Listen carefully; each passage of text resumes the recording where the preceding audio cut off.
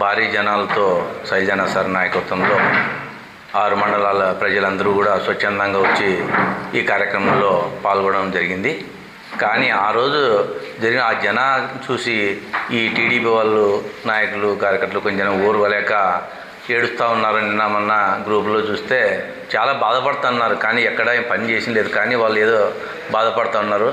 వాళ్ళ బాధ కూడా మేము కూడా అర్థం చేసుకుంటున్నాం. శైలజానాథ్ సార్ అంటే ఏమి, అభివృద్ధి అంటే ఏమి వీళ్ళందరికీ తెలుసు.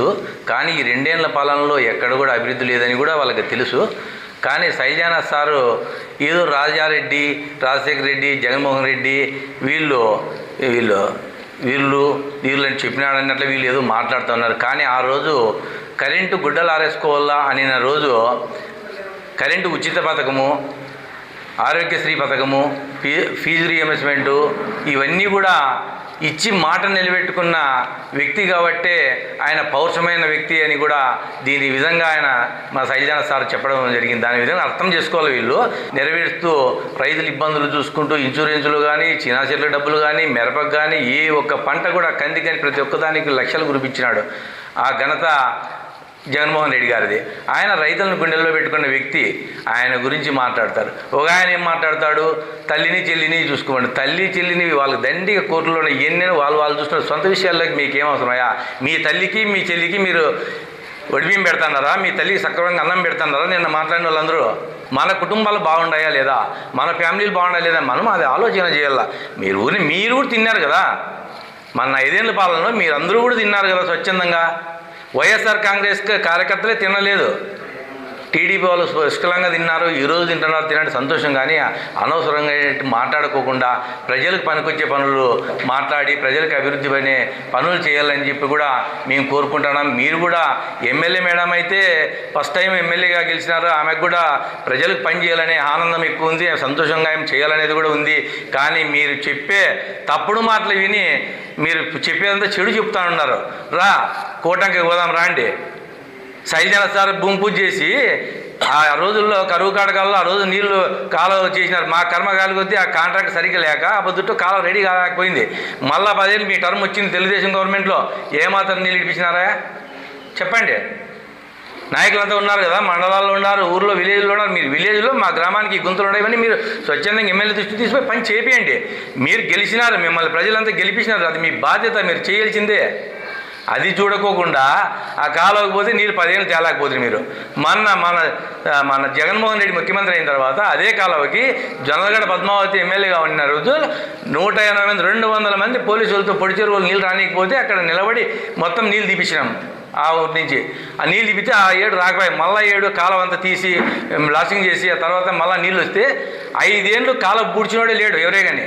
ఈరోజు మళ్ళీ తెలుగుదేశం గవర్నమెంట్ వస్తానే 2 తూర్లు ఫస్ట్ టైం మేమంతా చందాలు వేసుకొని గ్రామంలో 2 లక్షల రూపాయలు పెట్టి మేము కాలువ అంతా తీపిస్తే వచ్చి ఇదే ఎమ్మెల్యే దగ్గర ఉంటే మనుషులే పోయి కాలువ తింపిరి, మళ్ళీ బూడిపించిరి. మళ్ళీ ఈరోజు ఆ మండల నాయకులు సీనియర్ నాయకుల ద్వారా తీపించినారు, సంతోషమే. రైతులకు నీళ్ళు ఇచ్చినారు, మంచిదే. కానీ మళ్ళీ బూడ్చినారు. ఇది శాశ్వతమైన పనులు మీరు చేసేటివి. మీరు అక్కడ ఉండే కాలువకి ఇరువైపులా 30 అడుగుల 40 అడుగుల మీరు ఆ ప్లాన్లో తీసేపించి ఆ కాలువ నీట్గా చేపించి శాశ్వతమైన పరిష్కారం చేస్తే మరతాడు చెరువు, కోటం చెరువు కూడా అన్నీ కూడా నీళ్లు నింపగలరు. కానీ ఆ విధంగా మీరు అభివృద్ధి వరకు మీ నాయకులు ఎమ్మెల్యే దగ్గర చేయండి, మీరు పేరు తెచ్చుకోండి. కానీ ఇట్లా దుష్ప్రచారాలు చేసుకుంటూ మా పార్టీని శైలజానాథ్ సార్ని మాట్లాడితే ఎవరు కూడా ఇక్కడ ఊరినే ఉండేకి లేరు. మీరు ఏదైనా ఉంటే మన పంటలన్నీ నష్టపోయినప్పుడు చిన్న చెట్లు ఎండిపోతున్నాయి. ఆ రోజైనా శైలజానాథ్ రాకముందు కుటుంబ వీళ్ళందరూ కూడా వామపక్షాలన్నీ కూడా ఈ తోటలు పడి తిరగముందు, శైలజానాథ్ తిరగముందు మీరు ఏం చేస్తున్నారు? ఒక రోజన్నా తోటలోకి వచ్చి చూసినారా? లేకపోతే ఒక రోజు కలెక్టర్ దగ్గరికి పోయి ఎమ్మెల్యే పిలుచుకొని పోయి మీరంతా ఏమన్నా లెటర్ ఇచ్చినారా? మా గ్రామాల్లో ఇవన్నీ సమస్యలు ఉన్నాయంటే మేము ఎందుకు వస్తాం? మేము ఎందుకు వస్తాం రైతుల దగ్గరికి? MLA madam చూస్తానంటారు.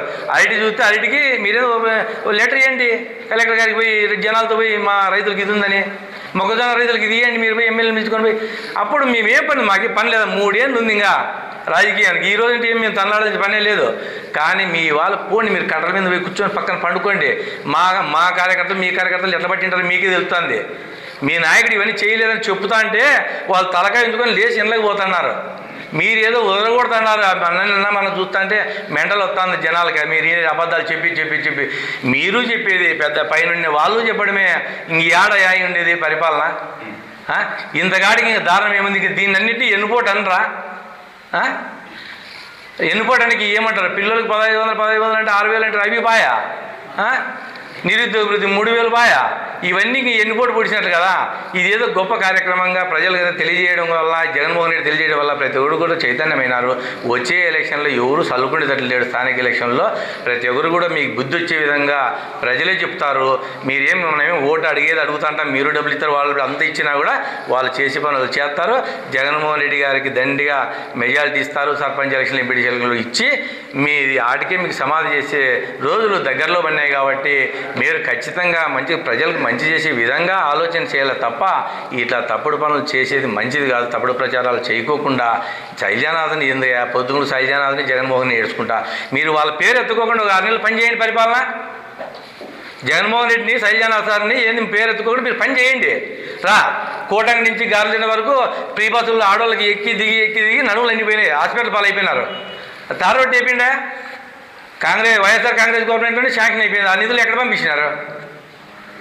2 ఏళ్ళు పాలన అయింది. అది మన ఓన్లీ కోటంక మర్తాడే కాదు, టెంపుల్ పుణ్యక్షేత్రము సుబ్రహ్మణ్య స్వామి. నలుమూలల నుంచి వస్తారు, ఏరే రాష్ట్రాల నుంచి వస్తారు, జిల్లాల నుంచి వస్తారు, కర్ణాటక నుంచి వస్తారు, ప్రతి పల్లెల నుంచి వస్తారు. ఈరోజు వాళ్ళంతా ఎంతో బాధపడుతున్నారు. మీకు తెలియదా?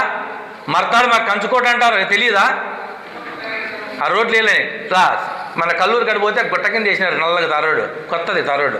ఎవరే కానీ ఓ మనిషి కూడా ఆ రోడ్డు మిడిచిపోరు. జనాలు నడుములిపిలు పోతున్నాయి. ఆ రోడ్లు మనకి ఉపయోగమయ్యే రోడ్లు వేయండి, దాన్ని అభివృద్ధి అంటారు. అయితే రేపు ప్రజలు పోతే చెప్పుకుంటే కన్నా ఒకటన్నా ఉంటుంది. మీరు చేసే అభివృద్ధిని బట్టి మేము కూడా ఏదైనా తప్పు చేసింటే క్షమాపణ కూడా బహిరంగంగా నేను చెప్పగలను.